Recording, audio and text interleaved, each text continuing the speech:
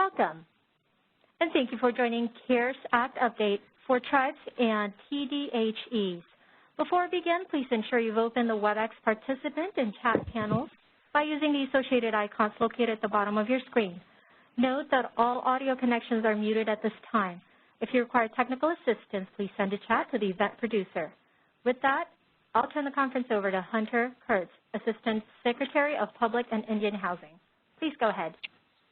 Thank you, and thank you all for joining us today for this webinar to discuss some of the waivers we've issued and other issues. I've said this before, and I'll say it again. I just want to thank you all for everything that you're doing. It's incredibly important of the work that we do on a normal day, providing folks with services and basically a roof over a lot of people's heads. And that responsibility and that work that we are doing now has never been more important than it is today. And it's the easiest way to sort of stop the spread of this virus. And so I thank you, knowing that you've all been impacted in different ways, working at home, friends and family that have been impacted by the virus, maybe even yourselves. And I just want to thank you for your hard work and dedication as we continue to provide needed services to Americans across the country. Today's agenda, we're going to give you some background of the notice, and then we're going to review the waivers and alternative requirements that apply to ONAP. And then we'll take some questions and answers from you all. If we could go to the next slide. As you know, on March 27th, the President signed the CARES Act into law. And one of the things that we received in this was broad waiver authority that we've never had in public and Indian housing before. Typically, we would have to sign waivers on an individual basis for public housing authorities and TDHEs. But this gives us the ability to do much more broad waiver authority, and that's what we're going to talk about today. We're excited to be able to provide these freedoms and flexibilities to you all at the TDHE level so that you can continue to do and focus on the important work of helping the residents that depend on you. We can go to the next slide. And I'm going to now turn this over to Heidi Frischep at the DAS for ONAP. But before I do that, I just want to compliment Heidi and Jad and everyone in ONAP who've done incredible work to get this notice out as quickly as we did.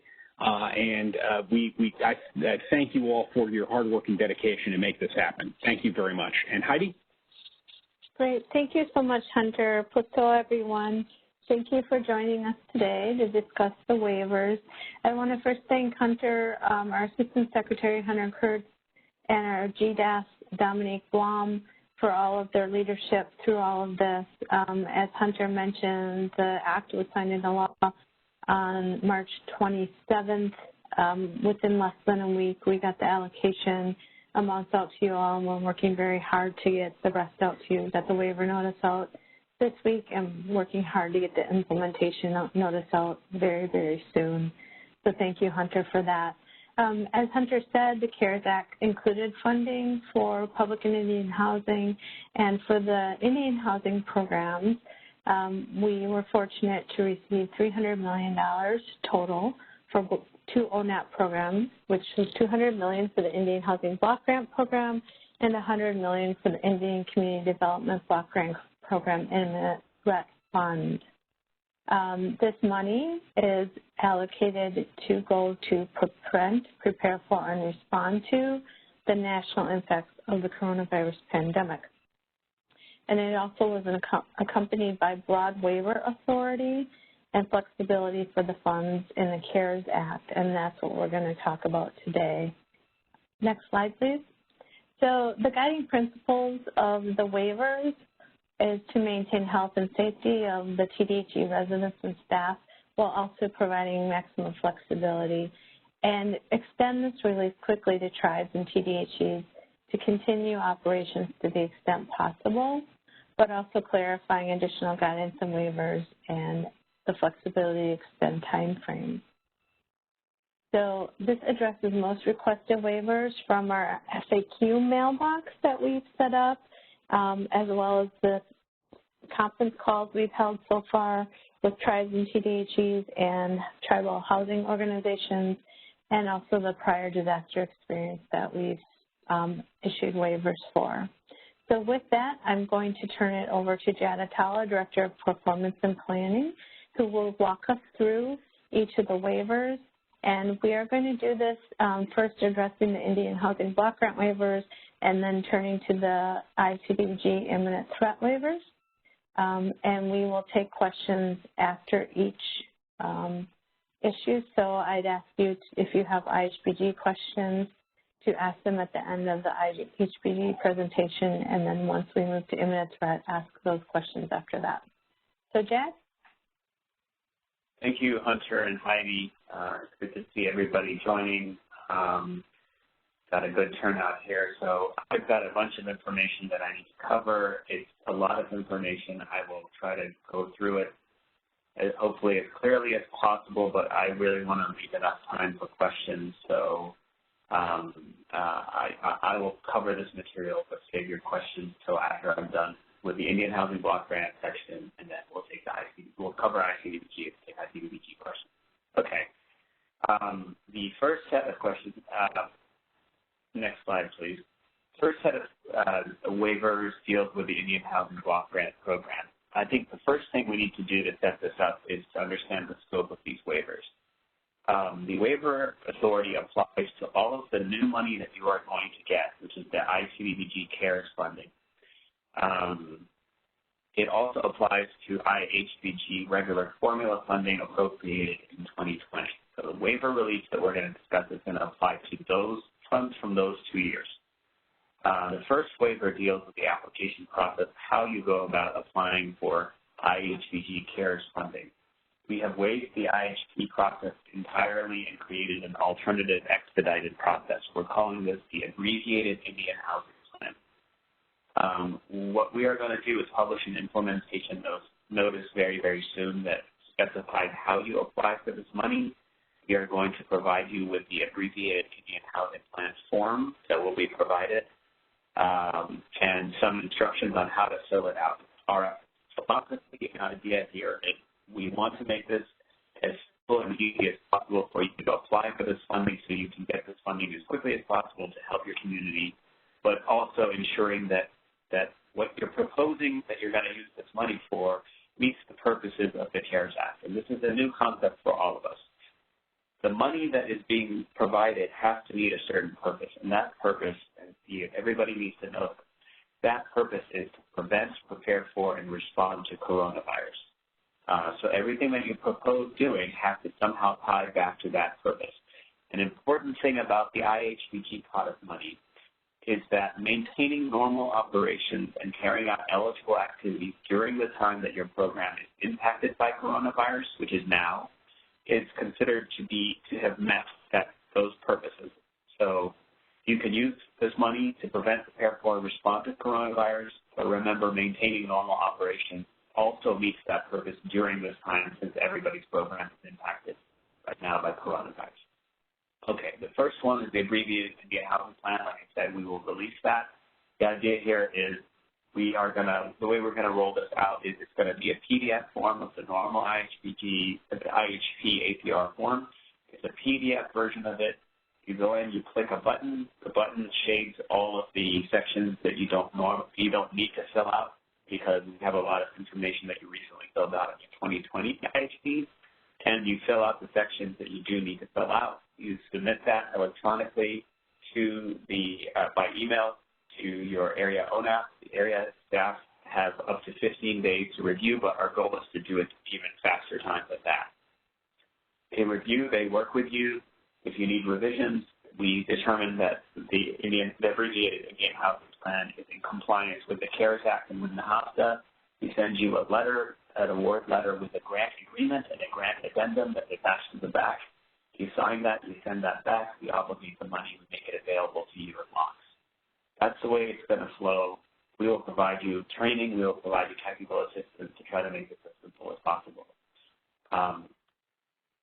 If you are a recipient that submitted an Indian Housing Plan in 2020 that was not approved, or you didn't submit Indian Housing Plan in 2020, we're still going to let you apply for this funding. So we've issued a waiver to allow you to qualify for this funding, whether or not you were approved and got a 2020 grant.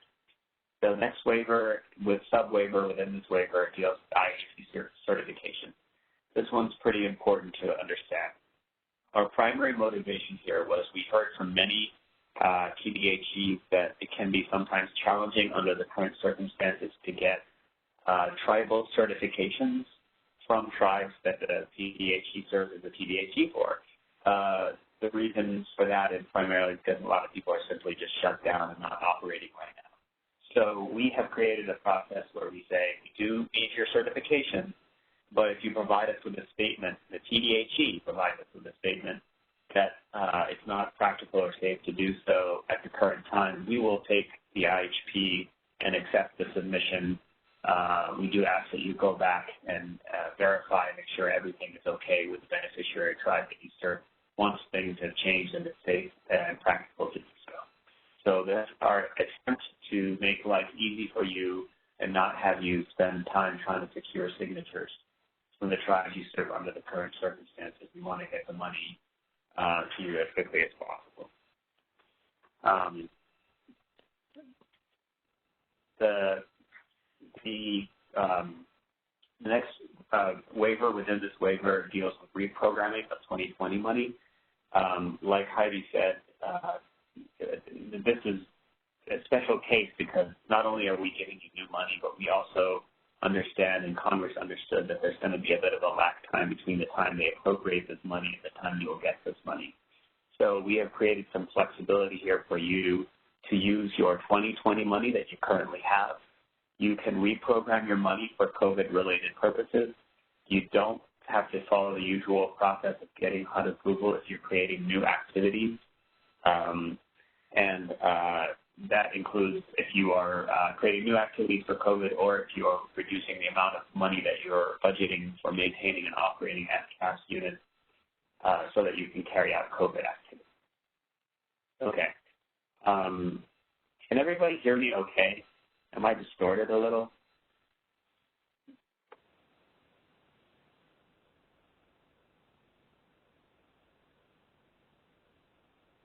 Saying I'm distorted. Okay.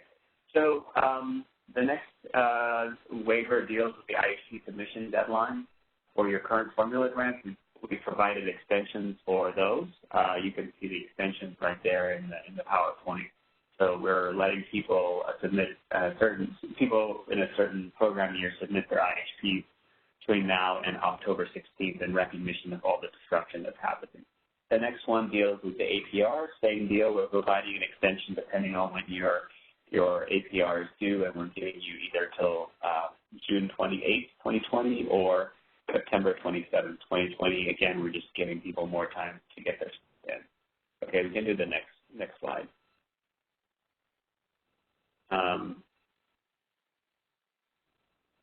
Next one deals with income verification. Actually, let's go back. I'm sorry, I did miss one. Income verification, this one is pretty important towards the bottom of the slide. We understand that it may not be practical for people to go and do intake in person, both for the residents and the staff. We also understand that this is a weird time where people's incomes are fluctuating. People who may be over income are now low income because they've lost their jobs. So we're creating as much flexibility in this area as possible. This waiver lets you do a few things. It lets you deviate from your normal admissions and occupancy policy to do less frequent income certification. We are also going to allow you under this waiver to do more frequent recertifications, mainly, people's income has changed. They may be now low income and eligible for assistance. You can recertify their income and determine that they're now low income because of the recent events of this pandemic. Another thing we're also allowing you to do is to do alternative verification of income. So if it's not safe for people to go in person and provide documentation showing that they're low income, we're fine allowing you to do things like having people certify over the phone and say, yes, I certify over the phone that I'm low income, or doing it over email and a written statement just saying, yes, I certify I'm low income. So So we're trying to give you flexibility on intake and admission. Okay, next one. Public health services. So normally under the Indian Housing Block Grant Program, we allow for housing services. That's an eligible activity under Section 2023 of NAHASCA. We've kind of expanded that world of housing services to capture a lot of public health kinds of services. So if you look at the waiver, there's a bunch of things that are health-related, things like testing, diagnosis,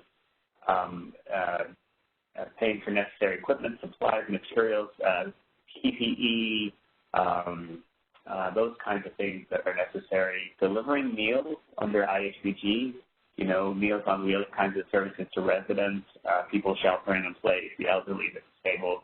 This is a broad category of eligible activities that we're trying to expand here to allow you to do the stuff that you need to do to keep your people safe when they're sheltering at home and to prevent the spread. Okay, next slide.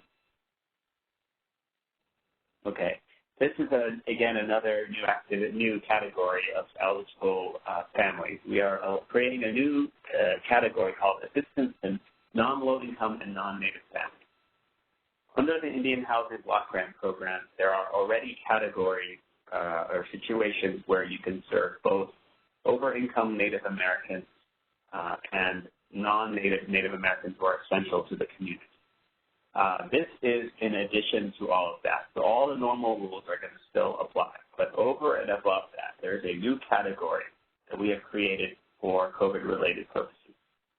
Specifically, there are certain activities, certain assistance you can provide to over-income or non-native families if the purpose is to protect the health and safety of eligible families. And this is stuff like using current housing, including SCAS units, to allow people to quarantine so that you prevent the spread to low-income families, temporary shelter-in-place, isolation centers, medical testing, same deal, masks, protective equipment, emergency food preparation, distribution, cleaning stuff, decontamination. Those are all kinds of activities that we're going to allow you to carry out, all in the purpose of protecting low-income families. We do want you to make sure you're documenting that these costs are all necessary and reasonable, and obviously this narrow activity really is available while the emergency is ongoing. Okay, I think that covers that one. We can go to the next one. Next slide, please. Next slide, please. Okay, the next one deals with useful life. Is there an issue? There we go. Okay. Next one deals with useful life. This one's not that broad of a waiver, but this specifically deals with useful life restrictions. If you are rehabilitating a unit to get it ready so that it can be used as quarantine housing, the unit is not previously assisted with NAHASCA, that is not subject to affordability period use restrictions that requires the unit remain available to low-income families for some set period of time. We're waiving that requirement to allow you to use as much housing as possible, fix it up, retrofit it, and get it ready for whatever COVID-related purpose you may need it for. You can do that, and you don't have to place use restrictions on these properties. Again, our intention here is to encourage using available housing to protect the health and safety of people. So we don't want you to worry about locking down your unit, saying, "Well, I don't want to use this housing for this purpose because HUD is going to make me turn this into low-income housing when this is all over." Okay, next slide, please. Oh, wait, sorry, go back. Go back to total development cost. Oh, backwards, please. One more. Oh, I see. It's right there. I'm sorry. Total development cost. This is the second to last waiver under Indian Housing Block Grant waivers. We are allowing for you to exceed TDCs by 20% without HUD approval. You typically need HUD approval if you're going to exceed TDCs by 10%. We're allowing you to do so, go up to 20% of TDCs without HUD approval. If you go over 20%, you do need HUD approval.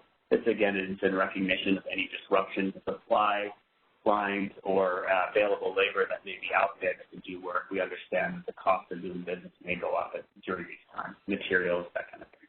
And then the last one is just a prohibition on assessment of IHBG CARES grant funds. Because the statute says funds should be used for best prepare for and respond to coronavirus, we want to make sure that funds aren't drawn down and invested, and then you guys find yourself in trouble in a year or two when you've invested funds, the pandemic is over, and you haven't used your funds on a purpose that is to prevent, prepare for, and respond to coronavirus. So we are not allowing these funds to be invested. That is all of the IHBG waivers. I think we can stop for a few minutes and take some questions related to IHBG. Excellent. We have a number of questions that have come in through the chat and by email. The first question reads, will the abbreviated IHP require recipients to identify each activity with a specific budgeted amount? I think this will be hard to do up front for any TDHEs because the needs and circumstances are constantly evolving. The answer to that is yes. The normal section that allows you to identify activities and budgets will be required in the abbreviated IHP. Now we understand that you can't know what activities you're going to need to do. That maybe even in a couple of weeks from now. This pandemic is changing and impacting communities in different ways, and it's evolving, and it also is impacting communities that didn't know that they were going to be at risk. So I think the answer is yes, fill out a budget, do the best you can, but we are going to let you do Indian Housing Plan amendments at any time, and if you have to make amendments at any time, you certainly can. We encourage you to fill out the best you can, and if you have to make amendments later, that's perfectly fine. We'll try to expedite the approval of those as well. Excellent. The next question is one that we've seen a few times now, and it reads, can the CARES money be used to offset losses due to no or reduced rent payments that were used to help operations and or projects? Yes, but we have to be very specific about what we mean by offset. If you are not receiving rents for whatever reason, whether it's a intentional voluntary rent forgiveness that you have granted to your residents under the current circumstances, and therefore you're collecting less program income, you're going to have a shortfall in the money that you typically use for operating expenses, paying salaries, and that kind of thing. The IHBG CARES funding that is coming can be used to pay for those costs. Remember, one of the purposes of this funding is to maintain operations, normal operations, and carry out eligible activities. And so if your operations are disrupted because you're collecting less rent, the new money can be used to cover normal operating expenses and get you back to where you would have been before the pandemic. When we say offset, we have to be a little careful, though, because I don't think we are allowing these IHBG CARES funds to be drawn down and just reimbursing you for unearned program income, unrealized program income that you would have realized had you not provided, or had you not had the pandemic, or had you not provided rent forgiveness, or had you not had a situation where people simply just can't pay rent. The issue is the statute allows you to reimburse yourself for allowable costs incurred by the recipient, and there's no cost here, there's no outlay or expenditure that you can easily identify, that you can easily justify drawing down funds and reimbursing yourself for. So think of it like this. This money can be used to make you whole. It's intended to put you back to where you were before the pandemic. But it's not intended to be drawn down to be placed in a program income account. It's intended to cover the shortfall that is caused because you didn't collect that program income. So you've got to spend the money, not just draw down the money. Excellent. Thank you. We've got a number of other questions. The next one is about accounting, and the question reads, We are a TDHE which receives the IHBG grant. In order to utilize the additional IHBG funds set aside for COVID expenses, should we now start coding our expenses, which we incurred in March and April associated with planning, preparing, and responding to the COVID pandemic and wages for our staff? And should we track them using a different accounting code in order to be transparent? Yes, absolutely. So again, one of the things you can do with this money, it's a unique thing. One of the things you can do with the new money is reimburse yourself for costs all the way going back to the time you began preparing for coronavirus. And that could be even before the date that the CARES Act was enacted. The CARES Act was enacted on the 27th of March. You may have incurred costs in February and March to prepare for coronavirus. Document all of the expenses that you did incur with your own money, with your own funds, not with your IHBG funds, but with your own funds. Document all of that. Keep your accounting as clean as possible, and you will be able to draw down these funds to make yourself whole for those expenses, provided those expenses were eligible and allowable under IHBG CARES. What does that mean? That means those are all expenses that you could have spent your IHBG CARES funds on anyway, and they were incurred by you, and obviously keep documentation please to support those expenses. I think that probably in the Indian Housing Plan process, you will be able to identify reimbursed costs that will be reimbursed. So when you submit your abbreviated Indian Housing Plan, we'll have instructions for you. But when you submit your abbreviated Indian Housing Plan, you'll see a place where you say, these are the costs I'm seeking to reimburse myself for because these are costs that were incurred by me. They are eligible, they are allowable, and they were incurred to prevent, prepare for, and respond to coronavirus. Excellent. We have another question here. The question reads, my question is in regards to the tribes that have gaming operations and distributed per capita income to its members. That income is no longer coming in. Per capita payments are significantly lower and may be non-existent in the next few months. A household who is over income may now be income eligible. How should we now calculate the income to determine eligibility for our tribal members? Income for now is unknown, and we would like to serve families in need. So one of the waivers that I went over deals with income verification, and like I said earlier when I was going over that waiver, that one is intended to give you as much flexibility to deviate from your normal policies. If your policies say we recertify income every year, and you have people who were previously over income not eligible, but because of the current situation are now considered low income, you have the flexibility to check their eligibility, determine they are low income, and serve them.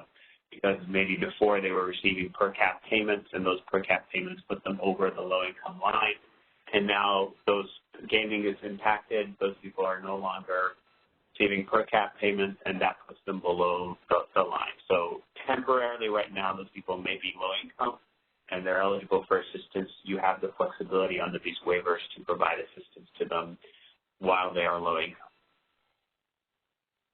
Perfect. We've got time for two more IHBG questions before we have to move on to ICDBG. The next question reads, can you purchase units to use for quarantine and maintain ownership of the unit as a rental unit in the future?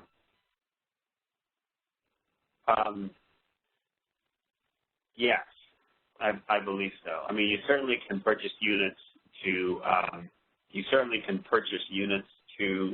with the purpose of making them quarantine units and placing people who are in those units to protect the health and safety of families. Under the waivers, you're not even limited to placing low-income families in those units. You can also place otherwise ineligible families, over income, and non-native families. Because again, we've created an eligible activity under these waivers that's designed to allow you to, in a nimble way, move people out of housing situations in close quarters to protect the safety of the community and to prevent the spread. So yes, that housing, typically when you purchase housing with a grant grant funding. Title of that housing is retained by the grantee for as long as the purpose of the grant is met. And I think the purpose of the grant here would be met because we've created a new eligible activity that allows you to do this. Perfect. I've seen a couple times the question come up that I can answer directly right now, which is, will we be sharing a recording and copy of this slide deck? Yes, we will be sending out both recording and a copy of the slide deck for your reference. Now we have time for one last question before we need to transition to ICDBG. And that question That's great, by the way. That's great because now you can hear my dog barking in the background forever. Go ahead, Neil. Sorry. Will you address environmental requirements? Will they be waived, or is there another notice that will be issued related to environmental requirements? That's a great question. So we will be addressing environmental requirements. There are already some resources that the Office of Environment and Energy, they're in the HUD Office of the Community Planning and Development, but they're the lead environmental office in HUD. They have put out some good guidance that we will share with you all on environmental review requirements in COVID-19 issues in the time of COVID. So we will make those resources more available to you. I think they're in the next round of FAQs that will be published very, very soon. Look out for Code Talk, by the way, for that. And there are resources. In terms of waiving environmental requirements, Congress sets some exceptions to the things that we're allowed to waive. And those things are kind of the sacred things that we can't touch. And one of those is the environment. We can't waive any civil rights requirements. We can't waive any labor standards requirements. We can't waive Davis-Bacon. And we can't waive the Fair Housing Act. And we can't waive any environmental requirements. So environmental requirements are things we can't touch, but we do have guidance out there that explains to you that special environmental requirements that apply in an emergency and in a disaster, and we'll make those available to you. And I want to make clear, too, Neil mentioned about the slides and a recording being available. We also, the questions we don't get to on IHBG and ICDBG, we do use those then to inform the next round of FAQs as well. So don't worry, we're not ignoring your questions. We will get to answering them through our FAQs.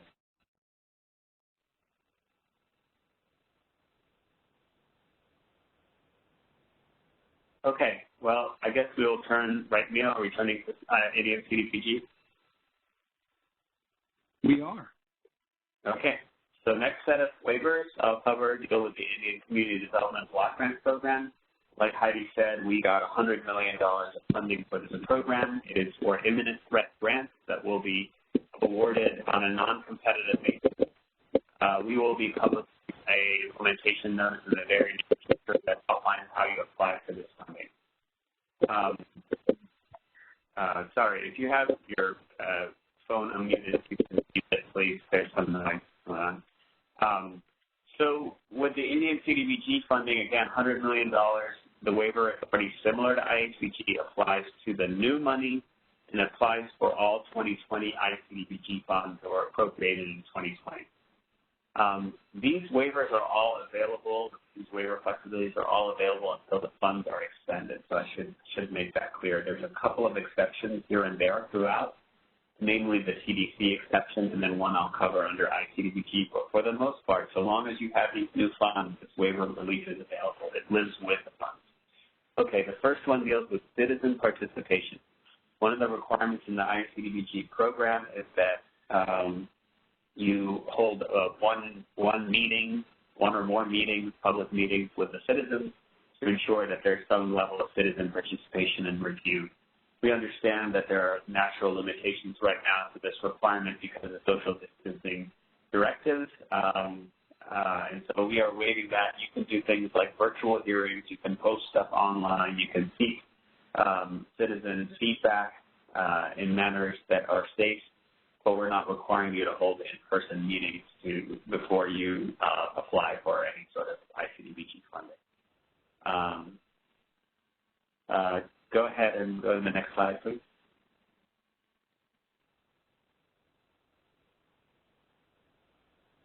So let me outline a couple of things that we waive. We're going to publish, like the IHBG CARES Fund, we are going to publish an ICDBG CARES implementation notice. This one is going to follow right behind the IHBG CARES implementation notice. And this notice will tell you everything you need to know to be able to apply for this $100 million pot. Normally under the ICDBG program, imminent threat program, you have to show certain things to even qualify for an imminent threat grant. One of the things you have to show is that there is an urgency, there's an emergency, and that it's independently verified. We're waiving that. Everyone knows that coronavirus is a global and national emergency.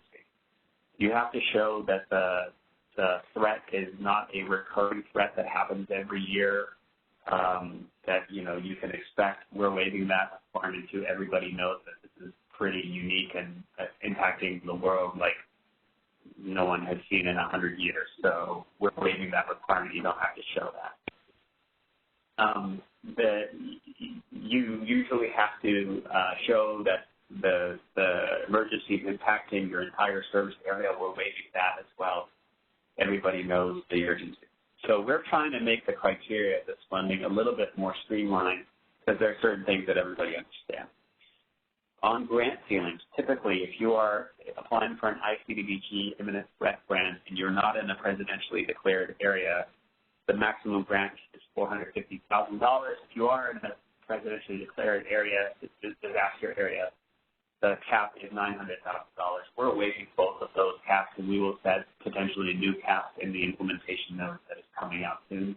We sent a Dear Tribal Leader letter out yesterday, I think, seeking some tribal feedback. So to the extent you have time, please provide us with your feedback. We're trying to figure out how to size and scope these grants so that they provide a lot of relief to people who really need them, but also are balanced so that we're not providing so much funding to certain grantees and then run out of money and not have enough funding to people who may be impacted down the road. So we're trying to figure out how to size those grants. Please give us your feedback on that. When it comes to a letter to proceed, there is a process in the regulations right now that says you can reimburse yourself for costs that you incur before you get the imminent threat grant. We're waiving that because obviously the appropriation kind of does that already. It says you can reimburse yourself for costs that you incur beforehand.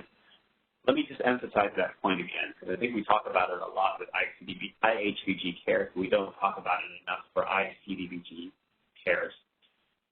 The same provision exists for ICDBG CARES.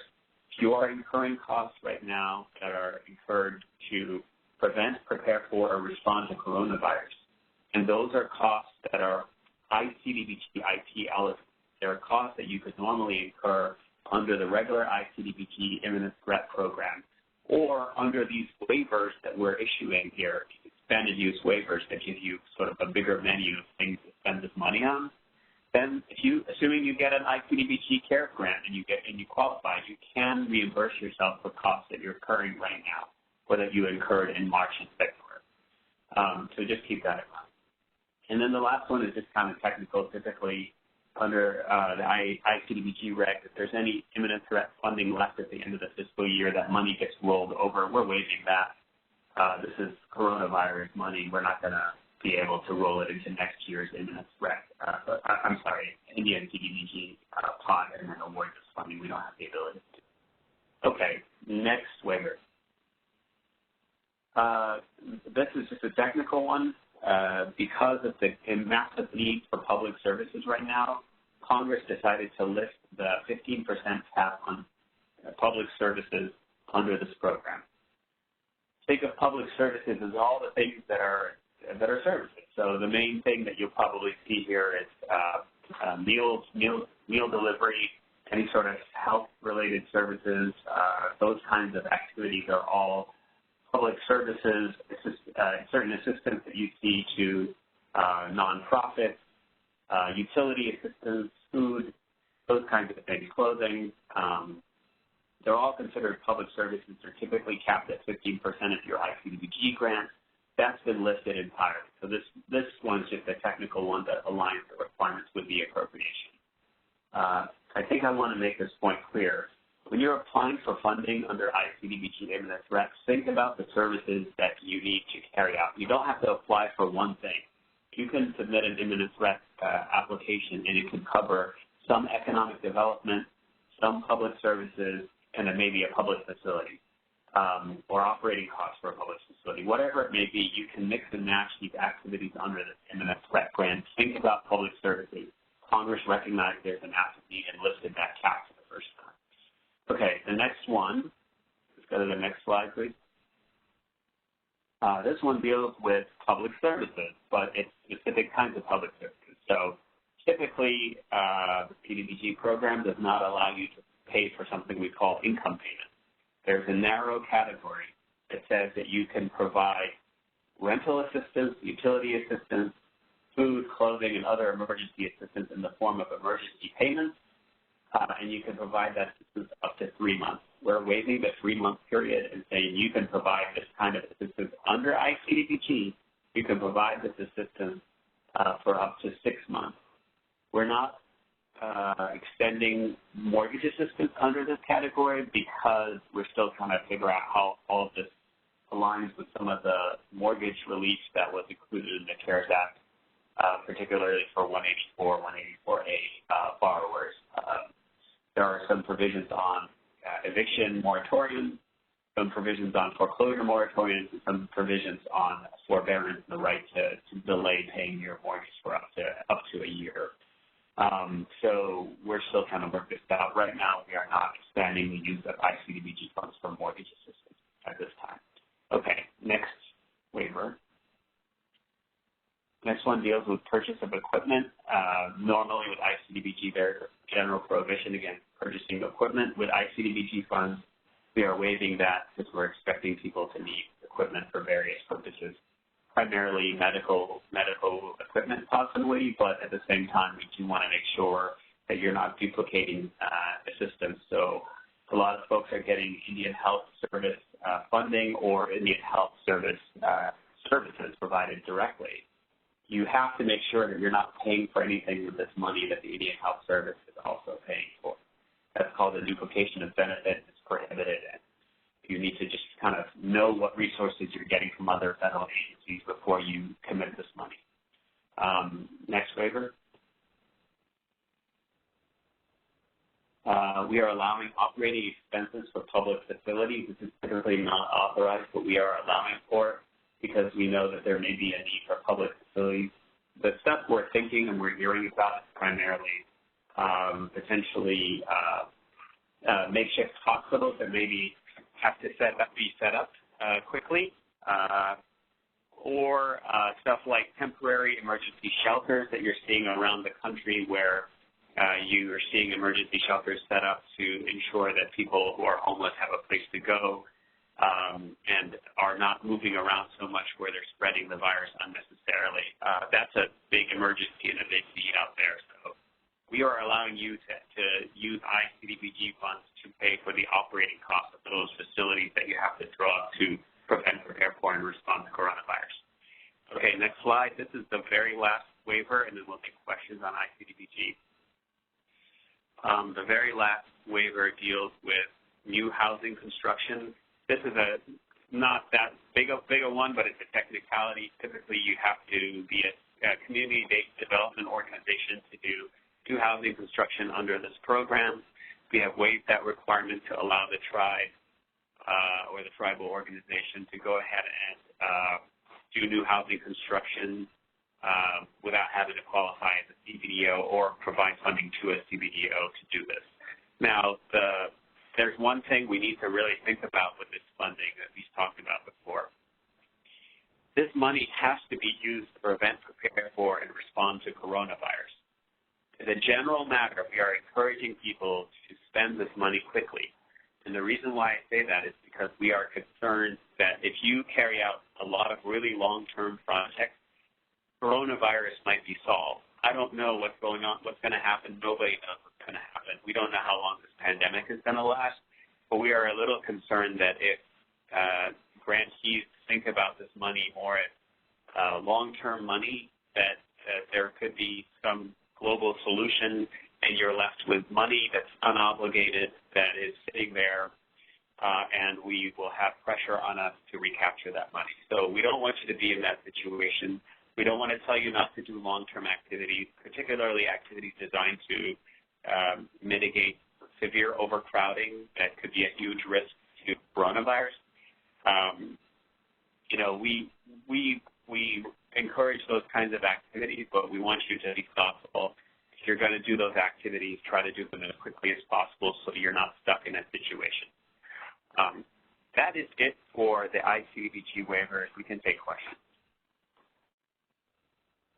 Excellent. Thank you, Jack. We have a number of questions that have come in through the chat.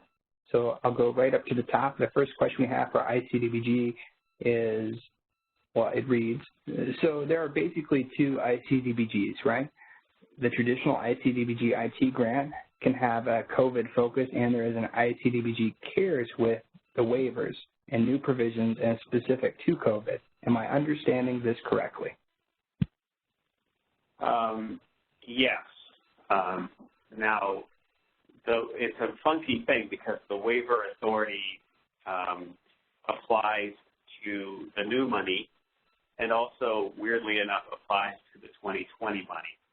But it's kind of mostly a moot point on the 2020 money because you're right, you've applied for a specific project, and we funded you for, we'll announce awards, we'll be funding you for a specific project. In theory, the waiver relief that we're providing does apply to the 2020 money, but you have already identified a specific project that you're carrying out. There are ways for you to amend your awarded single-purpose ICDBG grants to do this kind of work, to do COVID-related work, but there's also a regulation governing this that says if you submit amendments and they're below $100,000, we review them. If the amendment is for over $100,000 of changed use and scope, then you have to be re-rated and re-ranked under the NOFA, the most recent NOFA.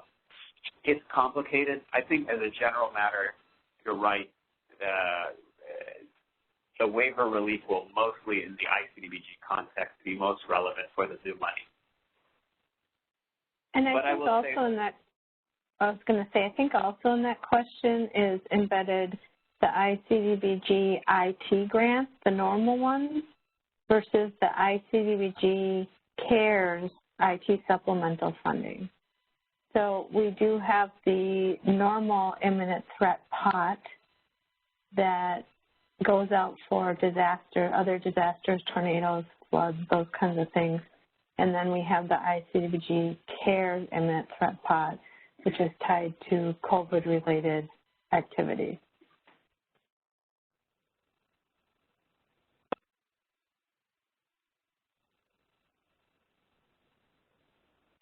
Great. We have a number of other questions that have come in.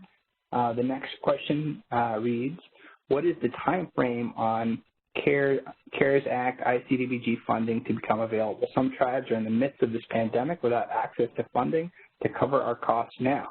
Timing is key. What is your planned time frame realistically? We have a ICDBG CARES implementation notice that has been in the works. We're seeking tribal input on how to set those caps. I think the deadline is Monday or Tuesday, maybe mid-next week. We gave you 5 business days to provide us with feedback on that issue. Once we get that feedback, we'll take it into account. We will build it into the notice. We have to put it through expedited emergency departmental clearance and OMB clearance. Once that happens, we will publish the notice. The notice will tell you how you go about applying for it, for this funding. I'm hoping it moves along in the clearance process as quickly as possible, but this has not been an easy process. We're moving fast by HUD standards, but we all recognize that it's never fast enough. People need money right now. People need assistance. I think the important part here to remember is because of this problem, and everybody knew it on the front end, Congress authorizes money to be able to reimburse you for eligible costs that you're incurring now. So it's not out of the question for you to use your funds now, do the things that you have to do now to protect your people, apply for an ICDBG grant when we make this funding available, and then use part of that money to reimburse the costs that you've already incurred, provided you meet all the criteria.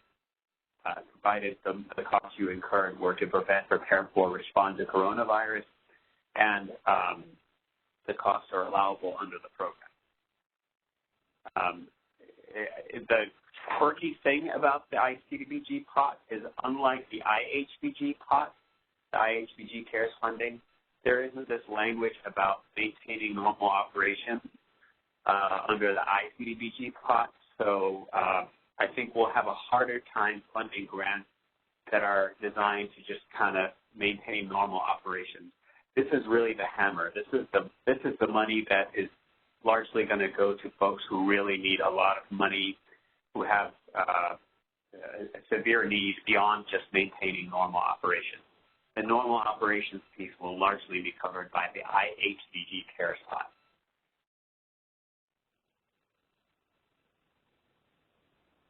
Okay, perfect. I have a three-part question up next. The question is leveraging needed for this pot of ICDBG grants? Will these be competitive grants, and when can we start applying? So these will not be competitive grants because the appropriation specifically said these are not competitive grants. We're not planning on doing any sort of NOFA on these. We'll just publish that implementation notice, which will specify the criteria for you to apply. We don't typically require a match. You know, under the normal programs, when you compete this money, you get more points for leveraging funds. We don't typically require a match in our program. We don't require it for an ICDBG imminent threat, the regular program. I would not expect that we will require leveraging here. Now, we still have to develop and clear this notice, but I don't expect we will be requiring leveraging of other funds.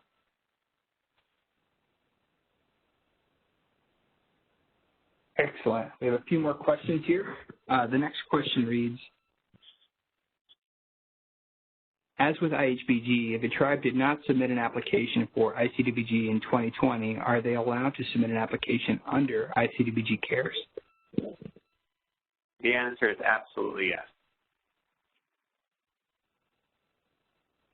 Perfect. Okay, the next question reads, will delinquent audits prohibit a tribe from applying for or receiving ICDBG imminent threat grant funds? I think we need to consider that one. I haven't even thought about that issue. But again, these are grants that are not going to be competed like the normal ICDBG single-purpose grants. These are grants to address an emergency, so we'll take that into account. Perfect. The next question reads, can you please clarify the income limits for ICDBG public services such as meal delivery?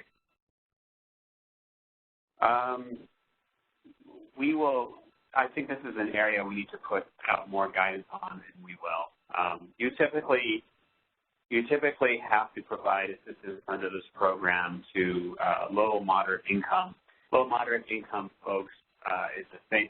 In ICDBG, it's just a terminology that means the same thing as low income in the Indian Housing Block Grant Program.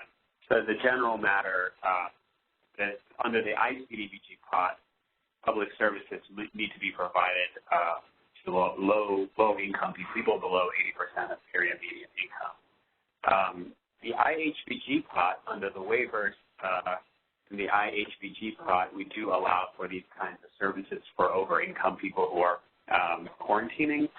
So there's some new categories and quirks with all of this new money. I think we'll put out some more guidance to make this a little clearer. Perfect. We have time for one more question, and I see that this one's come up a number of times in the chat. It's sort of a follow-up or clarifying question based on an earlier question about purchasing homes for quarantine use. And the question reads, if we purchase new housing unit for the purpose of preparing our tribe to have additional space for quarantine, but then never end up needing it, is it correct that due to the waiver, this purchase would not be subject to the useful life after the end of the pandemic? I think this is, so the useful life waiver is provided under the Indian Housing Block Grant pot of money, not the Indian TDHE money. I don't know the answer to that. I need to think about it. But as a general matter, we did waive useful life restrictions for people to be able to purchase housing. I don't know if it applies to purchase housing. It applies to preparing housing, rehabbing housing to get it ready for quarantine. I need to think about that one. We'll follow up on that one. And we'll follow up on all of it. We got a bunch of questions in the queue that we just are not going to be able to get to today, so we'll develop more FAQs and try to answer as much as we can for any that we can't get to today. Yeah. Thank you, Jed, and thank you, Neil, for the questions, and thanks to all of you for your great questions. As you can see, this is an ever-evolving program, funding, and we want to be as transparent as we can as we roll this out. I encourage you all to look at the third round of FAQs that are posted on the HUD COVID-19 website, and also with a link on Code Talk, which I think will answer some of the questions that I see coming up on every call. Additionally, we're working on a fourth round of FAQs, and the questions we didn't get to today will help inform that as well. I also encourage you to please look at the Dear Tribal Leader letter that was sent out earlier this week, seeking input on the caps for the ICVG imminent threat supplemental funding, and it also has other letters we have on related to COVID-19 to lenders regarding the 184 program, and be on the lookout for the implementation notice that should be coming out soon that hopefully will answer a lot of these questions and help guide us as we move forward. In the meantime, please reach out to your area ONAPs, to the contacts listed on the letters, which sometimes are headquarter folks as well, and we will work to answer your questions as we move forward. Really, the goal was to provide as much flexibility to be able to respond to this pandemic. I saw a lot of questions regarding public health needs, regarding food, regarding materials. Those are the types of flexibilities that are being provided with the waivers. So I urge you as well, that contains some suggestions. We are not limiting the universe of things, but these are some examples of what this money can be used for. So I urge you to look at the waiver notice. With that, I want to thank everyone for attending, for your thoughtful questions. I hope you all stay safe and healthy as you work so hard to help your people on the ground. So thanks again, and we will talk soon. That concludes our conference. Thank you for using AT&T Event Conferencing Enhanced. You may now disconnect.